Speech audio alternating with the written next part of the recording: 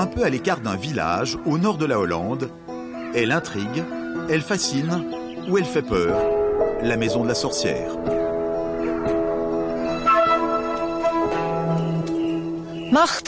Pouvoir et force de l'Est, je vous demande de venir ici. Veuillez nous assister aujourd'hui. Aidez-nous à consacrer un bâton et une épée. Soyez les bienvenus.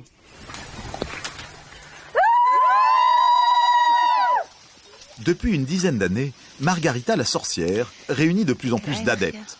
Ce ne sont ni des paumés ni des marginales. Ce jour-là, il y a une chef d'entreprise, une assistante de direction et une infirmière. Tout un petit monde qui invoque sans complexe les forces surnaturelles. Gardien des cieux positifs, apporte un rayon de lumière pour la justice dans mon épée par l'élément air. Au programme, la consécration d'une épée magique. Ceci est mon épée, un symbole de justice et de bonté, protecteur des subjugués.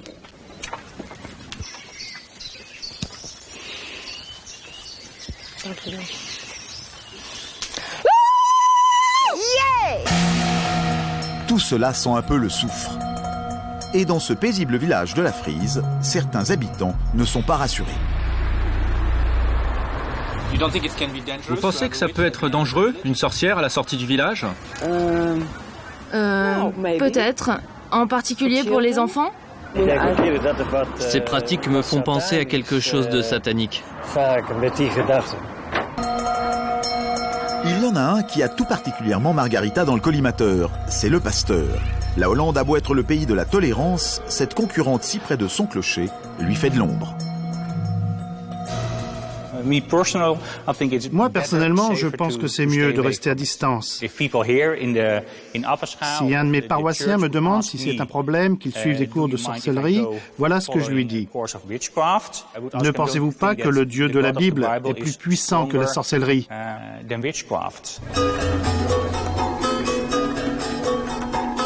Margarita Rongen est sorcière depuis 40 ans. La sorcellerie, pour elle, c'est utiliser les éléments naturels, le feu, l'eau, la terre et l'air, pour agir sur le destin. Elle croit aux esprits qui habitent les arbres ou les pierres et qui peuvent changer le cours des choses. Une science occulte qu'elle tient de son père, un marin sorcier à ses heures perdues. Elle a d'abord été fleuriste avant d'enfiler son costume de sorcière professionnelle. Et aujourd'hui, elle donne même des cours.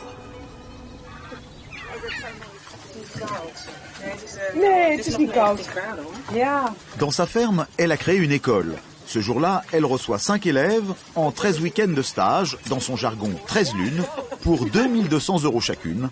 Elles vont devenir sorcières. Bon, maintenant vous vous taisez un peu. Wendy, s'il te plaît, c'est fini. Aujourd'hui, on va faire l'exercice des baguettes. Première leçon, comment retrouver un objet perdu ou une personne disparue. Il faut se munir de baguettes de cuivre. Ensuite, ce sont les forces de l'esprit qui travaillent. Magie par la force de la volonté. Voyons un peu comment est notre volonté, les filles. Allez tout droit.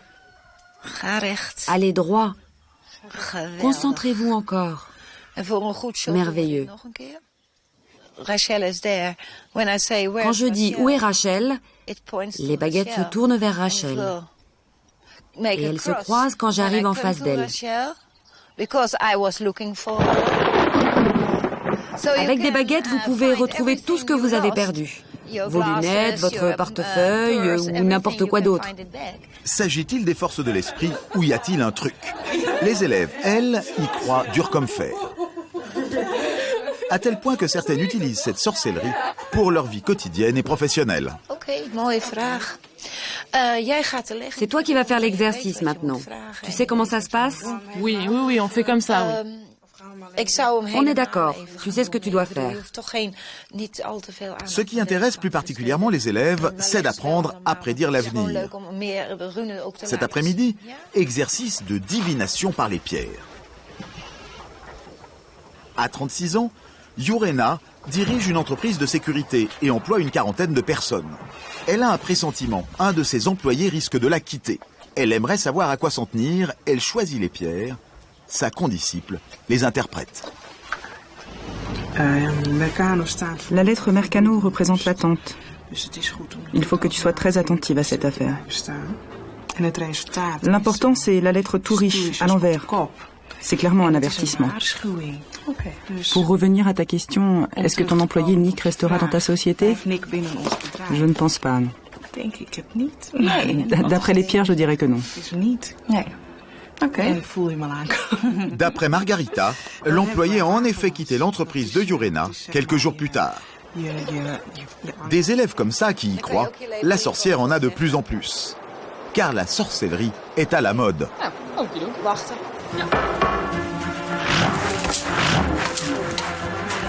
Restez en formation. Ne la rompez pas si l'un de nous est tué. Une mode due en grande partie au succès mondial d'Harry Potter. La sorcellerie séduit aujourd'hui des centaines de milliers d'adeptes à travers le monde, en particulier dans les pays anglo-saxons. Et Margarita surfe sur cet engouement.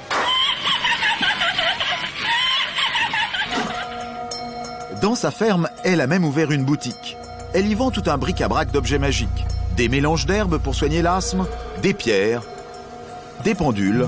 Ses best-sellers, ce sont ces kits de magie prêts à l'emploi, vendus 12,50 €. J'en ai pour l'argent, pour la réussite, la chance, la paix, l'amour.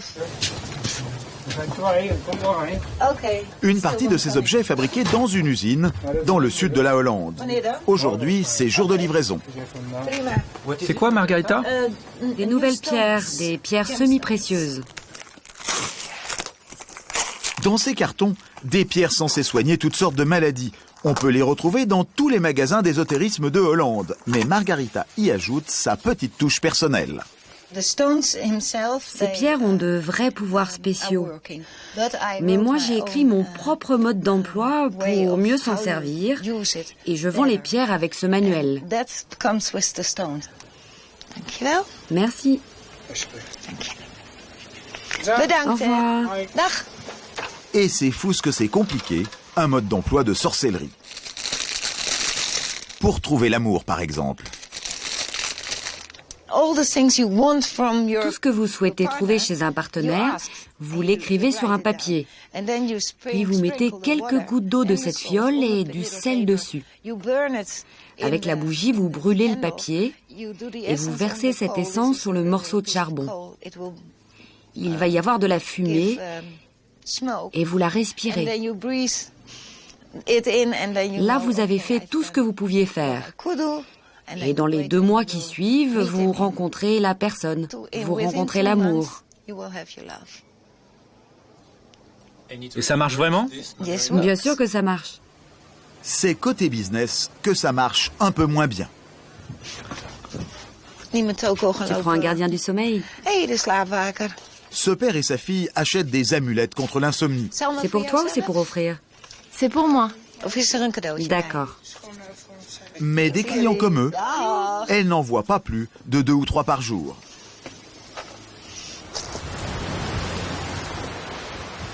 Ce qui la fait vivre, 2500 € par mois tout de même, ce sont principalement ses cours. D'autant que l'État hollandais lui a donné récemment un sacré coup de main. Ici, en Hollande, mes cours sont totalement déductibles des impôts. Vraiment? Oui. Si vous en faites une profession, parce que c'est une profession, et que vous utilisez la sorcellerie dans votre travail, l'argent que vous avez payé pour votre formation, vous le récupérez des impôts.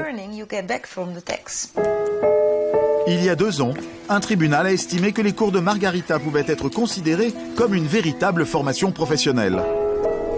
La sorcellerie en Hollande est une niche fiscale. Qui sait grâce à quel sortilège?